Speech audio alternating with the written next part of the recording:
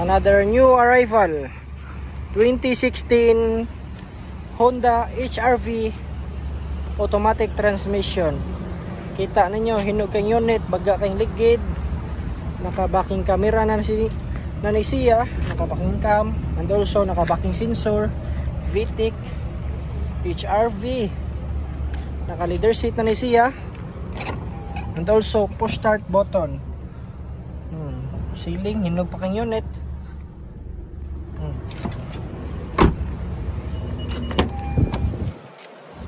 Power window, power mirror,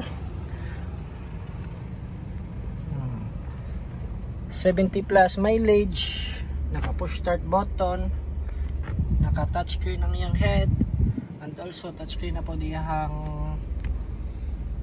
para sa aircon, automatic transmission.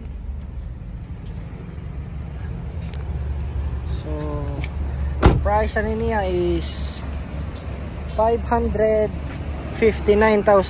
Pwede ni siya cash, pwede po ni siya financing. So if interesado mo ani, PM na ko ninyo.